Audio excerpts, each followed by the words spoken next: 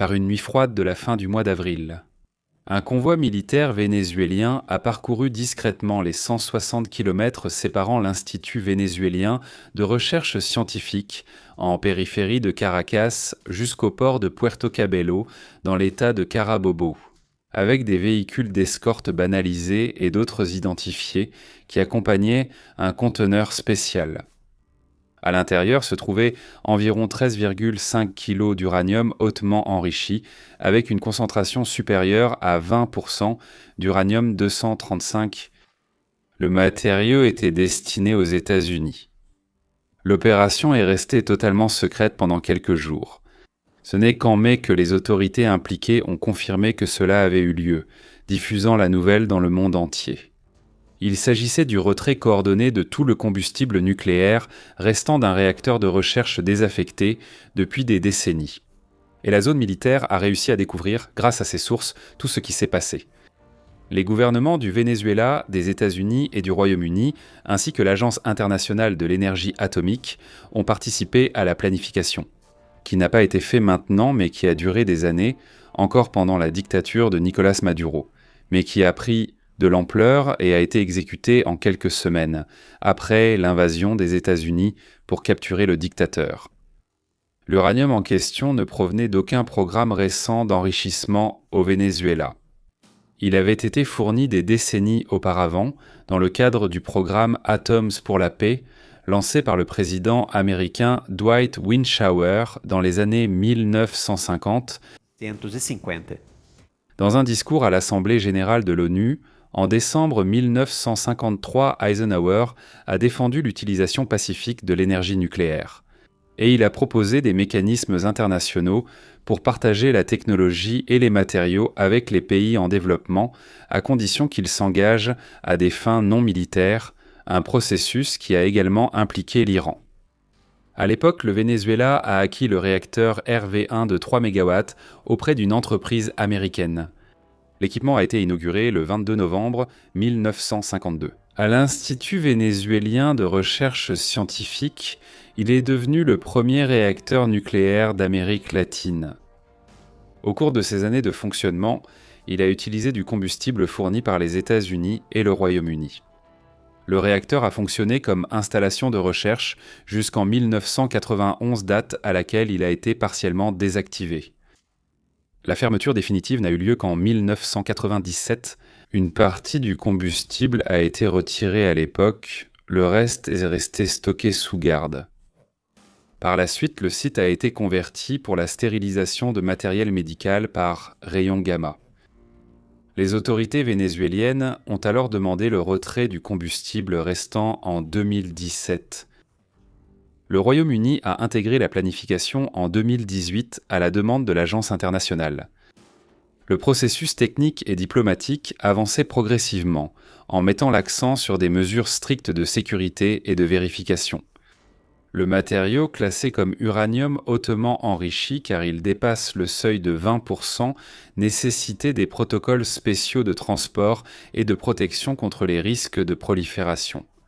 Mais le Venezuela n'a pas lancé de programme d'enrichissement atteignant des niveaux de 20%. Au contraire, le Venezuela a reçu ce matériau déjà enrichi à 20% des États-Unis. Parce qu'à l'époque, c'était le niveau nécessaire pour que le réacteur de recherche fonctionne correctement, surtout s'il était d'origine américaine. Tout a changé le 13 janvier de cette année. Une opération militaire américaine a capturé le dictateur de l'époque, Nicolás Maduro. L'action menée avec précision et impliquant des forces spéciales a eu un impact direct dans les environs de l'Institut vénézuélien de recherches aéronautiques. Des sources officielles vénézuéliennes ont rapporté que l'opération s'est approchée à environ 50 mètres de l'ancien réacteur. Dans un communiqué du 7 mai, le ministre des Affaires étrangères, Iván Gil, a déclaré que l'action militaire avait objectivement augmenté le niveau de risque.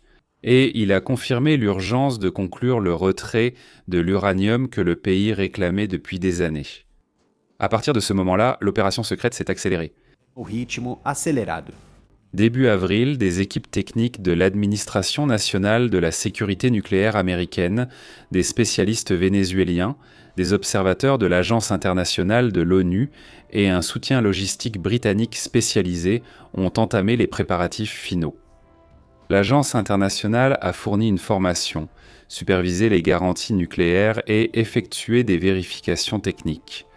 Le Royaume-Uni, par l'intermédiaire de son secteur, le Nucleo Transport Solutions, a fourni un navire spécialisé pour le transport maritime sécurisé.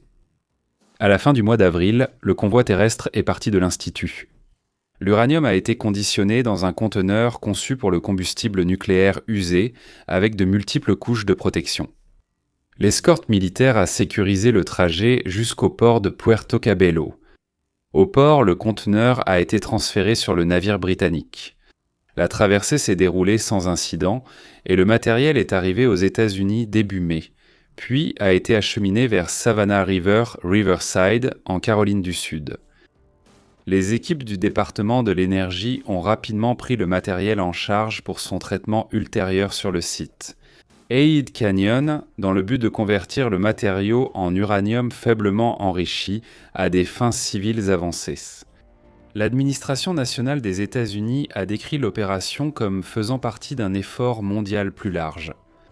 Jusqu'à présent, l'agence a déjà retiré ou confirmé l'élimination de plus de 7 340 kg de matière nucléaire utilisable dans des armes à travers le monde, avec une attention particulière portée à l'élimination de matière nucléaire au Kazakhstan dans les années 90.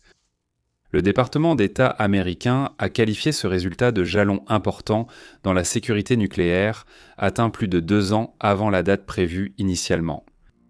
Des spécialistes de la non-prolifération ont analysé la signification technique du matériau retiré.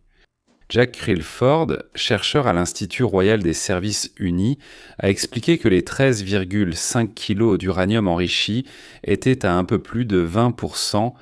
Bien qu'ils n'atteignent pas 90% de qualité militaire, ils pourraient théoriquement être raffinés pour obtenir assez de matière fissile pour une petite arme nucléaire. Le retrait proactif élimine la possibilité que ce matériel hérité tombe entre les mains d'acteurs non étatiques ou de gouvernements cherchant à développer des capacités nucléaires militaires. L'opération révèle des aspects importants de la gestion des matériaux nucléaires dans des contextes de transition politique et d'instabilité régionale. Les réacteurs de recherche construits dans les années 1960 dans le cadre de programmes de coopération pacifique ont généré des stocks de combustible. Des décennies plus tard, ils nécessitent un retrait soigneux lorsque les conditions de sécurité changent. La planification conjointe entre des pays en transition et en désaccord démontre la priorité technique accordée à la maîtrise, instabilité, effusion de sang et prolifération. Indépendamment du contexte, cela montre la priorité technique accordée à la maîtrise des risques et à la prolifération, quel que soit le contexte politique. Immédiat. La proximité de l'opération de capture de Nicolás Maduro avec le site de stockage de l'uranium illustre comment des événements militaires peuvent accélérer les décisions en matière de sécurité nucléaire. Ce qui était un processus graduel est devenu urgent lorsque la stabilité locale a été ébranlée. La coopération vénézuélienne, la supervision de l'agence de l'ONU et la capacité logistique américaine et britannique ont permis que le transfert se fasse de manière contrôlée, sans attirer l'attention du public. Pendant l'exécution, qui a résulté de la réussite de l'opération secrète d'extraction.